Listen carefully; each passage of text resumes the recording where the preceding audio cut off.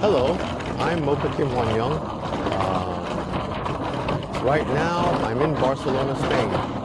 I heard that I could test drive the Tesla Model Y Juniper at the Tesla store here, so I'm rushing over to take the test drive. But my flight is coming up soon.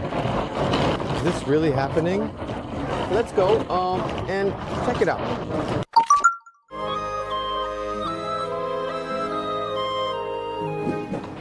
Hearts racing. They're letting me drive this. Wow. Wow. Wow. This is really cool. So it turns on like this smoothly. It might look like it's sparkling to you, but in reality, it doesn't actually sparkle. From the outside, it gives off this vibe. Wow. Really cool. Let's see how the reverse lights come on when I back up so you can get a feel for it. Hey. This one alone feels like it came from the future. It fits well with the current Barcelona atmosphere and doesn't feel like an SUV. It doesn't feel too bulky. It's great. When you open the car, there's a warning sign here. This definitely tells you to open it like this and use a cable to escape the car in an emergency. So this is absolutely a sign that you can indeed escape in an emergency, but I wonder if there's really a case where you'd want to actually use it for an emergency escape. Since the middle is flat, you can put more luggage in like this, which is also impressive. You can see that you can play games, listen to audio, and watch Netflix and things like that in the back seat. Kids in the back seat would really like it. I've seen people say that the back seat is too narrow when they see the model. Why? But I don't really understand them. How can anyone say it's cramped? There's plenty of headroom too. And in many ways, you can't say this is a cramped car at all. Wow, look at the thickness of the windows. The thickness of the windows is really impressive. They're using 6mm glass and it looks very sturdy. And you can see the ambient light really well from the outside, even in broad daylight. The sound of the door closing has changed a bit. The sound of the door closing has become a bit more premium. And the sound of the door closing has become a bit more premium. Okay, let's drive. Here, okay. Are you driving here? Yeah, I've done it a few times. Perfect. And where's the power? Here. Okay, sounds good. Thank you. Hello? This is Spain. How can you trust me to give this to me? Why is this happening? No one is riding with me. I'm just here, all alone. Is this even possible? What do you do if someone steals the car? Shouldn't we have someone sitting next to us to prevent the car from being stolen? There's nothing like that right now.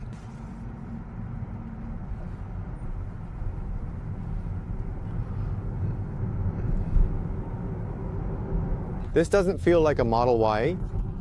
It has that unique little bumpiness, but it's not there. It's really smooth and very soft. The feeling of the car moving has changed a lot too.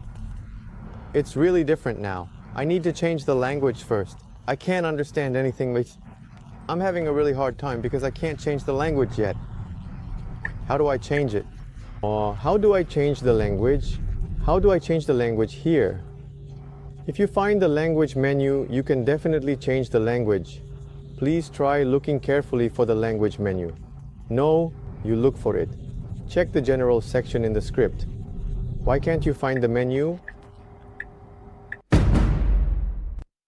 I found it. I found it. I found it. I found it. Wow. Really? Well, the Model Y is going to be launched in Korea soon, so of course it will support Korean. Oh, and before we start, there's a tutorial. There's a tutorial and options for adjusting the side mirrors and so on. The manual pops up all at once. When you change the language, it gets smart.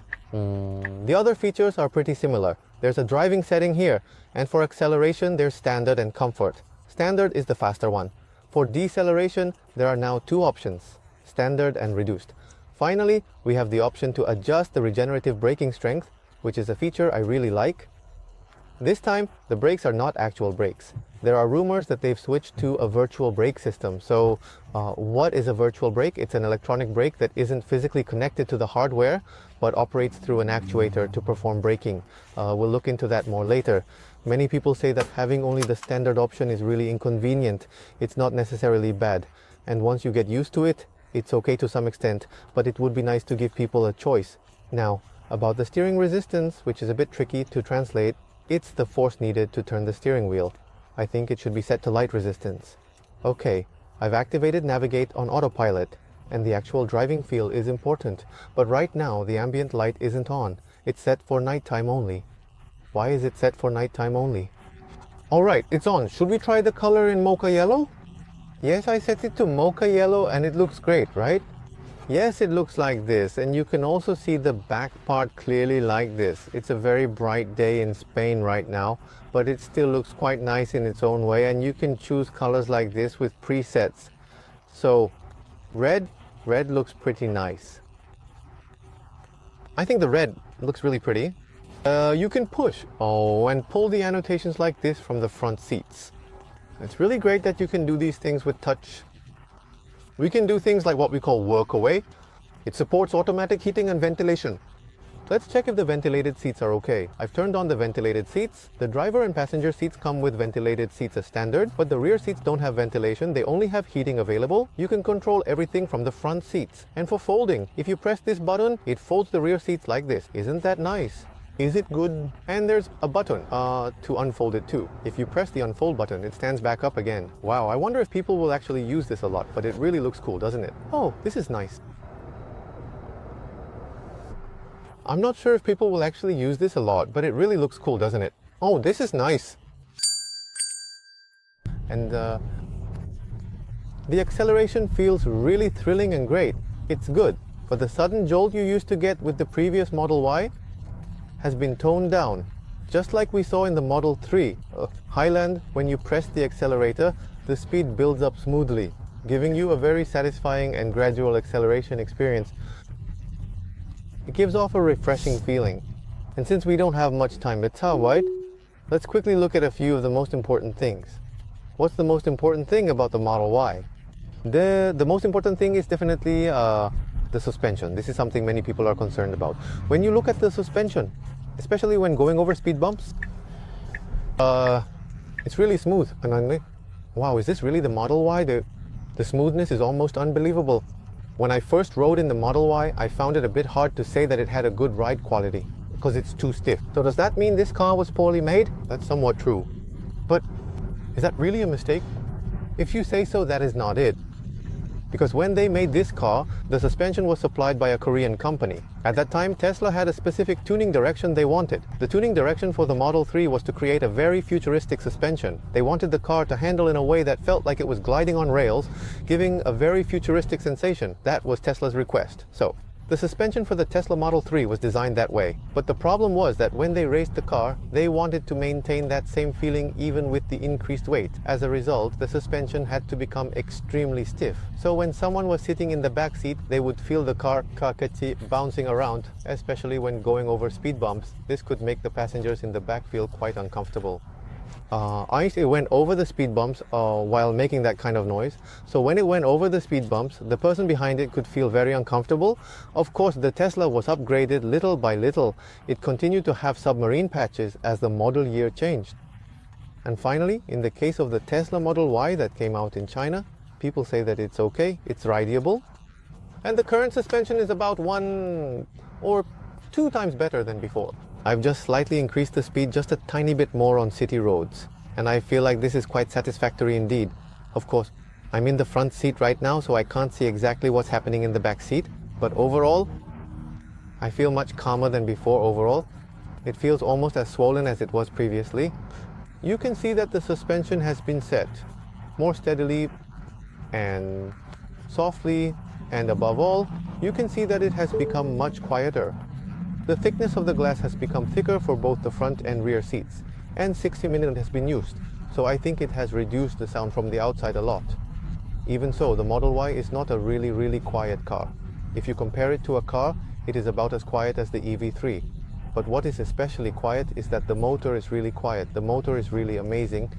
It shows an extremely quiet demeanor, and the steering feel is among the quietest and most tightly controlled of all the cars we can see right now. However, there's something unusual and intriguing. When you turn the steering wheel, the feel of Tesla's suspension is quite distinctive and special. When you turn it all the way, the car leans slightly and it's set up to give a slightly greater cornering angle at the end of the turn. But the downside is that because there's significantly a lot of movement, you can hear some audible sound at the end, which is somewhat disappointing.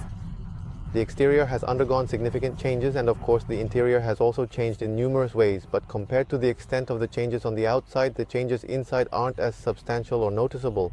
However, because the quietness, hormone, and the smoothness of the suspension have improved to a great extent, it feels like the minor bumps are certainly and assuredly filtered out more before they reach the interior, making it feel extremely smooth and exceptionally pleasant. Right now, this place called Barcelona is quite a peculiar location, so I'm wondering if I'm really going to a place like this. I've come to Barcelona, which looks like a bustling place, and wow, it's really congested here. Alright, in this situation, I've activated the Tesla autopilot. Right now in Europe, autopilot is not fully FSD yet, so it feels quite a bit different compared to what we see in the US. The autopilot in the US has this really smooth acceleration and deceleration, but the one in Europe does not quite match that. It tends to jerk a bit while driving. I think our country will probably have a very similar experience with autopilot, feeling that slight jerkiness, especially when decelerating. It wants to keep hands on wheel, so it shows that you need to give a slight torque to the steering wheel to keep your hands on it. It's completely different from the autopilot in the US.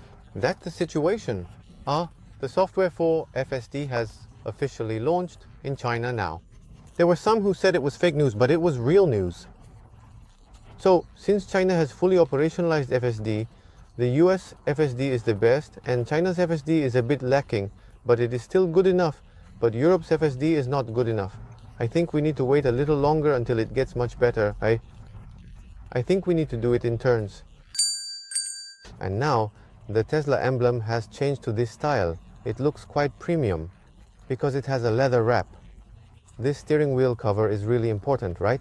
Even though Tesla doesn't have many design elements, the quality of materials like this leather shows that it's really well made. Wow, that's impressive, isn't it? The leather quality is like this, but the fabric is amazing, right? And for the initial launch edition, they even switched to suede. So, when you look at it from various angles, Tesla is really well made and luxurious. The leather wrapping is really nice, and it makes you think that the interior is very well crafted. Now, let's check if the front camera is working well. Wow, it's so chaotic around here. You can see all the people passing by, and you can even spot the motorcycles zooming by. The important thing is that the front camera has a feature that shows what's in front of it. It shines from below, so it can spray water to clean itself. If the front camera gets dirty, it has a function to spray washer fluid to clean it up. I want to see the back instead of the front camera. Well, you can do that too. You see the P button. If you press that, start to... Alright, let's try parking. Do you think it will do a good job? Honestly, parking on the left side isn't that easy, right? But look, it automatically turns for you. It just does it on its own. Oh. Do you think it can do this well? I'm a little worried, but if it gets scratched, it's not my fault, right? If it gets scratched, isn't it Tesla's mistake? I don't know, because I scratched it at the Tesla store. I don't know.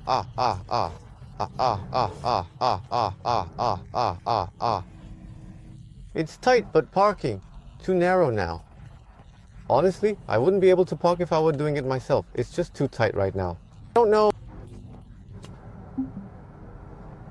Hyundai is Jiangik, Jianghai, Jianghi's daughter, Jiang.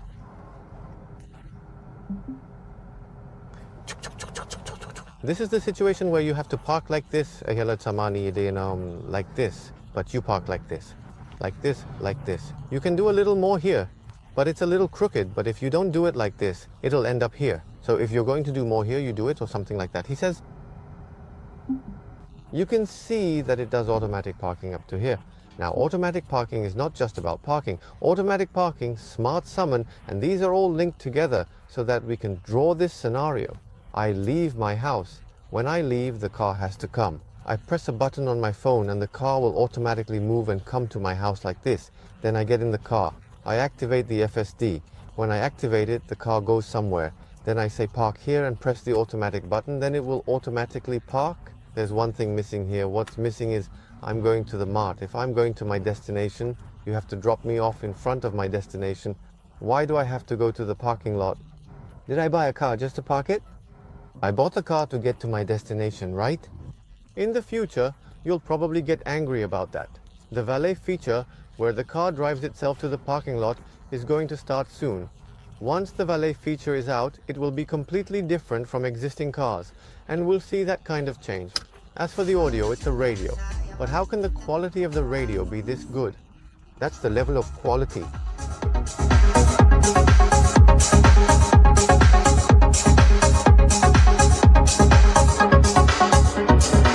There are speakers here too, and there are speakers all along the front. So you could say these are nicely designed features. This is really going to be a quick test drive review. Honestly, this can't be called a test drive. Even if I just went back and forth in places that aren't congested within the given time, it would have been enough, but now I'm stuck in traffic. How are we going to handle the language? And all these things. It's so frustrating. I'm really sorry. Truly sorry.